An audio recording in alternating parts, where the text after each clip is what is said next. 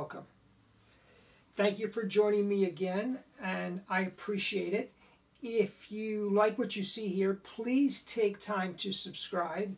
I also appreciate your comments, so you can comment about anything. It doesn't have to be related to the video at hand. I would love to hear from you. I would love to begin a dialogue with you.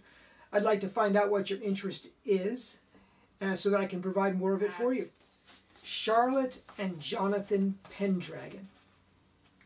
They don't work together anymore, and that's a shame. But for years, they did present one of the best illusion acts around anywhere. They have a distinctive style that I don't think anyone else will be able to imitate. These two were athletes. They were trained. They were strong. And they brought that athletic prowess to the illusions that they did. In fact, some referred to them as physical grand illusion. Now, grand illusion was possibly a term that Jonathan Pendragon coined. The way the story goes, Doug Henning was doing a lot of interviews, and he talked about illusion. Now, prior to Doug Henning, when someone said illusion, what they meant was a big box trick, something that's a human being crawled inside of and something magical happened. That was an illusion. But when Doug Henning hit the scene, and he was at the time, he was the most famous, prominent magician on the scene. So when he started referring to anything as an illusion, Jonathan thought it was confusing for people. So he coined the term grand illusion, and I think that's kind of stuck. Even today, when you say the word illusion, people can be a little bit confused about what you're referring to. Generally, though, when you say grand illusion, they know what you're talking about. Now, I don't take chances. When I'm talking to laymen, you know, I'm talking about mentalism, I say mind reading. Or I say a magician who does mentalism, a.k.a. mind reading. When I'm talking about grand illusion, I usually will say grand illusion, or I'll say things like the zigzag or the thin model sawing or a levitation or a suspension.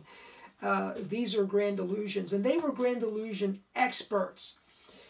They brought their stamp to some of the classics in magic, and when they touched something, it was never the same again. I'm going to deal a little bit more in detail with the specific illusions that they did and what they brought to the table. But for starters, let me just say that these two were arguably two of the greatest illusionists of all time. And I miss what they did, and I miss what they brought to magic. Now, they are performing in solo careers. I think they started around 2009, 2010. But they are just together, they were magic. I mean that in the capital M sense of the word. They were just fantastic. I think individually they're pretty awesome too. But what they brought to the table was just amazing. Now, they met at the University of California, Irvine. Jonathan was studying theater. Charlotte was studying dance. They brought those two specialties together, and they created something unbelievable. The physical prowess that they brought to Jonathan, by the way, started as a stuntman. If you watch the Blues Brothers and you see John Belushi doing head tumbles down an aisle, that was Jonathan Pendragon. Jonathan Pendragon and John Belushi became good friends, and they worked together from time to time. So, folks, Jonathan and Charlotte Pendragon, let's talk a little bit about them. This is a picture. I'm going to put some links below, by the way, so you can see some of their work. This is a photograph of their sword basket. Now, I was a budding young illusionist at the time when I first saw this, and Denny used to do the sword basket, and he did a funny version of it. His assistant Min would go inside, and he would shove a sword in, and she would throw the sword back out. You know, and he'd look, and the sword would fly across the stage, and her hand would come out the top of the basket, and she would do this, and he'd have to give her more money. Hysterical. Denny did a fantastic presentation of the sword basket, but as an illusion, as something that was magical, it just wasn't working for me until I saw Jonathan and Charlotte do it. So, here it is. And by the way, this was their first illusion. This was the #1 thing that got them started. Jonathan loves it to this day. So here she is, she's inside the basket, and he's not using swords, he's using fire. Now, folks, don't do that. But he did. He used fire in a wicker basket. And it brought a level of drama to this trick that I've never seen before. But even if you took that out, even if he was using swords, the poetry in their presentation. And by the way, the sword basket, if you really look at the lineage of the sword basket, the heritage that we have in a basket trick, what we're really dealing with here is the eternity of life. The idea that when we perish, there's an eternity to our souls and spirits, and it goes on. And the person goes into the basket as if going into the earth. The swords are penetrated all around, as if certifying that the person is dead. In Jonathan's case, he really presented the illusion that she was gone. He stood inside the basket. He stomped around. There was the illusion that she was gone from the basket. And then he throws the foulard over the basket and he whisks it away, and she comes out. And kind of representing resurrection or coming back to life. And the way they did it was just breathtaking. So I'm going to put links below. Take a look. Once you see Jonathan and Charlotte do this, you want to do a basket. And by the way, they're using the Owen basket here. The Owen Supreme in California, I believe they are, makes a number of different size baskets. And I don't want to venture a guess on what that is, but I'm thinking it's probably the smaller basket, I'm told, is so small that an adult human being cannot fit in it. So it's probably the medium 1-girl basket as opposed to the larger 2-girl baskets. But they're using the Owen basket here, and they do just a fantastic job with it. Then comes their version of the sub-trunk. Now, the way I was taught Houdini's Metamorphosis, that's the other word for it. I call it a sub-trunk, substitution trunk. The trunk trick was around for many, many years prior to Houdini. Basically, though, it was an escape. When Houdini touched it, Houdini created this metamorphosis. And he originally did it with his brother, and then later he did it with his wife, Bess. But the way that he did it was, his brother initially was locked in the trunk. And he stood at the curtain, and then in the twinkling of an eye, his brother was at the curtain, he was in the trunk. Now, this went on for a while until his brother got stuck in the trunk. And then Houdini said, never again.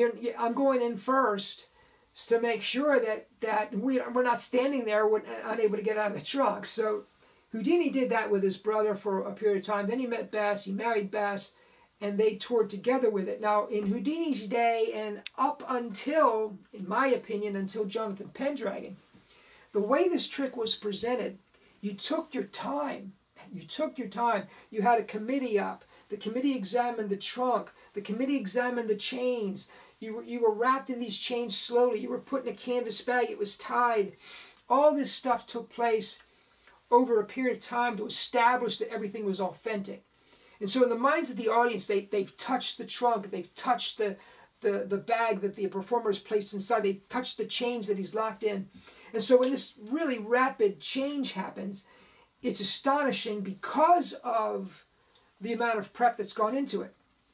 Now, if you look at my video, if you go to my videos and you scroll down, you take a look at my presentation of the sub-trunk, it has an element of that in it. We're taking our time, we're showing the trunk, we're putting ourselves in chains. There's an element of that in it, but in my opinion, in today's world, that type of presentation misses. And Jonathan saw this decades before anybody else did.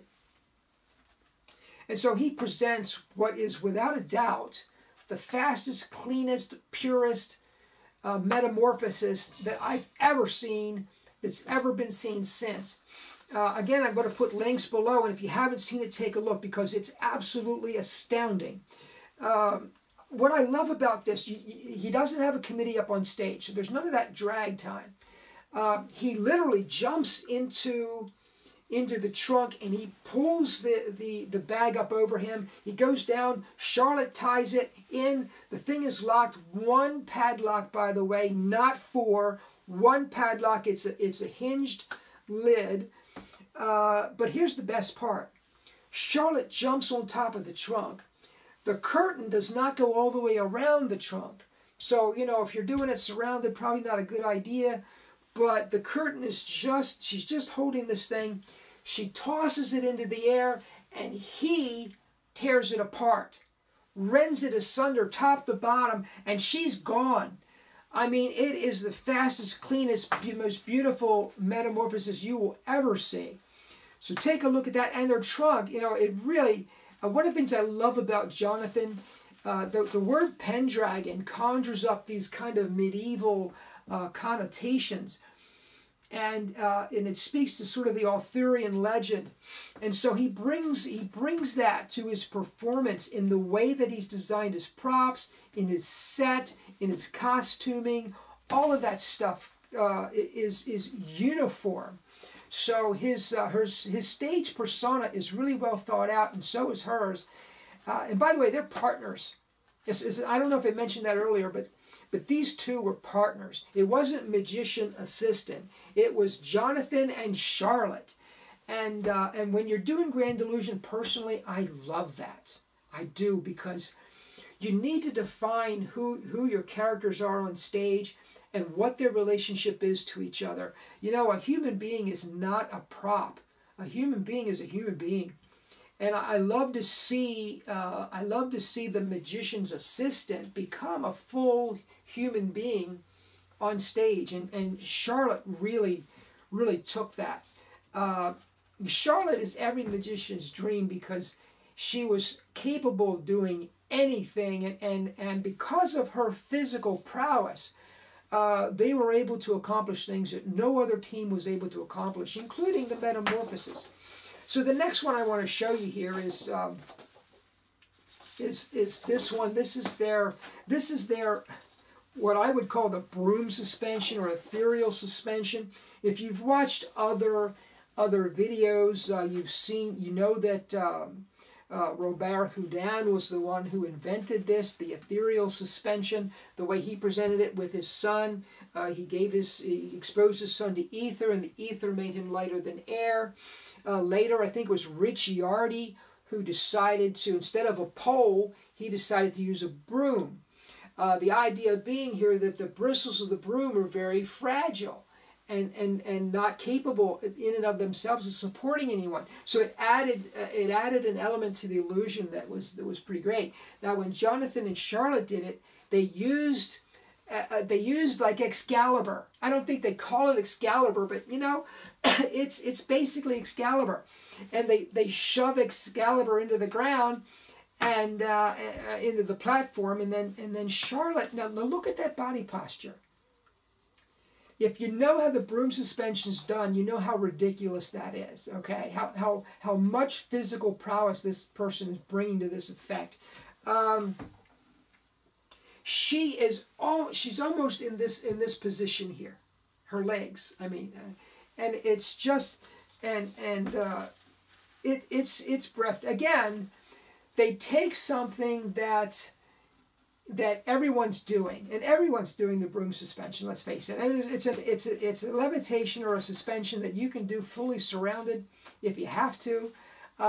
It's one of the great classics of magic. But they take these things and they take them to the stratosphere. Nobody else does that. I mean, it was absolutely breathtaking to see her do this. Wonderful presentation of a classic illusion. This one here, this is called Interlude. David Copperfield did a wonderful job with Interlude. He made poetry out of it. He always does. This illusion was invented by Jim Steinmeier. And as far as I know, Jonathan and Charlotte were the first to do it. And really, I still love their presentation. Look at Jonathan's face. I mean, Charlotte, I've seen her do this in a sort of a red bodysuit, and her hand punches literally punches right through his chest. And, you know, he screams and he curls back in pain, and she crawls through his chest. It's very reminiscent when you see them do it. It's very reminiscent of Alien, you know, the way Alien popped out of a chest, and that's the look he has on his face. So it was exciting when they did it. It was exciting when David Copperfield did it. I really can't envision doing the effect myself. I think it's just, you know, it is a penetration illusion in my opinion. We can debate about that because the one human being is crawling through another.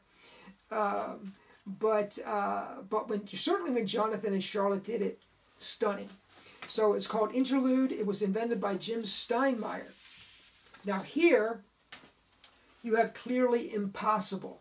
There's some debate about who invented it and when invented it and so on. But as far as I know, the first time, at least the first time I ever saw it, let's face it, the first time I ever saw this illusion, Jonathan and Charlotte were doing it. Now, clearly Impossible is what they called it, and if you wanted to purchase this today, you could do so. I don't know who's building it. Again, I've seen this thing a dozen times or so.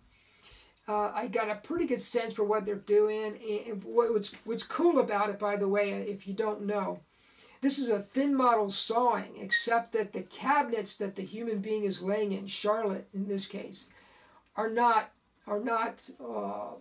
wood boxes. They're clear acrylic or crystal cases. So you can see through the illusion at all times. And you can see by this image the way Jonathan is just standing there, and all this is clear. You know, it's just amazing. It's just amazing. It's beautiful to see that it was one of the finer sawing in half illusions around. But in my opinion, this was the one that blew my mind. Really, I mean, I love. If you've been watching these videos, you know that the levitation is my favorite illusion. Period, bar none. And David Copperfield's flying is my favorite trick of all time. But here they are in the 1990s. I mean, up until Jonathan and Charlotte, a levitation involves somebody going up and somebody coming down. They might have moved forward a little bit, they might have moved backward a little bit, but there wasn't a whole lot of movement in that. When Jonathan and Charlotte touched this trick, first of all, it became something that was romantic, because instead of the assistant lying unconscious, Charlotte was very much awake and alert, and she was interactive as she floated through the air. So that's one thing that I thought was completely innovative. But the other thing that was amazing was, here she is, now they're on a platform, she's floating up, and then she floats completely around his body. Oh, man. So when I first saw it, I just thought that is the best ever. And of course, David Copperfield took this and he combined it with Doug Henning's fountain illusion to do a very similar illusion, but it had this tropical Amazonian type of feel that was amazing. But Jonathan and Charlotte were the first to do what has now become known as the 360-degree levitation. 360-degree levitation. The designer was Jonathan Pendragon. He did it in consultation with Johnny Gahn, and the builder was Bill Smith, so I'm told. Bill Smith. Now, if you're not familiar with Bill Smith, check him out. I'll see if I can put a link below for Bill Smith. Bill Smith is arguably one of the finest builders of our time, and he does some incredible work. So, but Jonathan and Charlotte were, as far as I know, the first to do a 360-degree levitation, and it's absolutely breathtaking. But again, if you took the innovative element away from the trick and you just had their presentation, it would still be off the charts because they bring so much to the table. So I hope I'm inspiring you to check out Jonathan and Charlotte. They did a series. I don't know exactly when the series was published. The publisher is LL Publishing. You can get it at llpub.com. I think you can still get it there. I'm just looking at 2006, maybe 2008. Anyway, in that period, they produced these videos. And when they first came out, I had to have them. So it's 4 volumes. 1, 2, 3, 4 volumes. Volume 1 contains a complete discussion of the Hindu basket or the sword basket. There's another effect in here called the color of emotion, which is lovely. It's kind of a mentalist thing. They do the shadow box, and they do clearly impossible. They're sawing in half illusion. All of those things. Now they're not fully explained necessarily, but they go into the particulars of presentation and their thought process. So if you're an illusionist and you want to learn from the best, I highly recommend this series to you. So Volume 1. Volume 2, they discuss the Metamorphosis, the history of the Metamorphosis, what they bring to the table. The Metamorphosis, by the way, is the Houdini subtrunk effect that we talked about earlier. Volume 3, Jonathan presents the linking rings. It's a really bombastic presentation because he comes out and he says, "You've seen this trick exposed. I'm going to do it, and you're going to be fooled." Well, you are. So he does a great job. He presents Sands of Egypt. Sands of Egypt has been one of my favorite effects since I saw Doug Henning do it. I forget, I think he called it Sands of Egypt too, I'm not sure. Most magicians refer to it as the sand trick. What generally happens here is 3 colored sands are placed into a bowl of water, and they're mixed up in the water, and then a spectator calls out a color.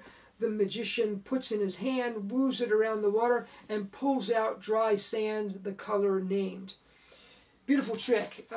If you love the sand trick, and I do, I think the drawback as a performer of that, and Jonathan said so on the video, it's a messy trick, because you're dealing with sand and water, and you're also dealing with chemicals. So it's a bit of a messy trick, but it's one of those things that will produce wonder, especially when you see Jonathan do it. Let me just describe Jonathan's innovation here. He takes sand. He doesn't just place the sand in the water. He pours it into the water, okay? Pours it into the water. If you're familiar with the method of the sand trick, you will be fooled by that. Because basically he's come up with a different method, and or a combination of methods. But take a look at that. It's amazing. And then he does the Keller rope tie. Comedy bit, very funny. Keller rope tie has been a classic in magic for years. The magician is bound, in Jonathan's case, bound behind his back. Some magicians are bound in the front. 2 spectators are holding a cloth. The idea is for the magician to get out of the ropes. The magician's saying, hold it up a little higher, hold it up a little higher, and he's bound, right? So he's gestured, but he's still bound. Funny stuff, and Jonathan does a wonderful job with it. He presents the head twister, and so this is a great video for some of the smaller effects that generally go between the bigger illusions. Volume 3. Volume 4, he gets into his broom suspension or the ethereal suspension. In this case, the sword suspension. Well, he doesn't call it a sword suspension to avoid confusing it with the sword suspension, which is a 3-sword suspension. The person being suspended is balanced on the tip of 3 swords. 2 swords are removed, and she's basically suspended on the tip of 1 sword. Very different illusion. This is the broom suspension done with a sword. So he discusses it here. He discusses the levitation, the 360 levitation. He discusses impalement, which is a whole different. If you've never seen impalement, again, the first time you see this, it's shocking and stunning, because the performer is balanced, laying out flat, balanced on the tip of the sword, and then he is spun. So his body is spinning on the tip of a sword, and then his body drops through the tip, so the sword is coming out his stomach. and he's limp, and you think, oh my God, something went wrong, and the sword killed him. But it's part of the illusion. And so he discusses the impalement, and he also discusses Interlude, which is the Jim Steinmeier penetration effect. So, 4 volumes. 4 volumes. I think they are probably 2 hours. 2 hours for each volume. So you're getting a lot of material. You're getting a lot of Jonathan's thought process. And he has left us, that is the Magic Fraternity, he has left us a legacy, and he's left us a standard, and he's given us his thought process in these videos. So folks, check out Jonathan and Charlotte, check out their performances, and if you get an opportunity, take a look at those videos. I think you will enjoy them. Thank you so much for joining me. I appreciate that you're here watching with me, being with me, and I will see you next time. Take care.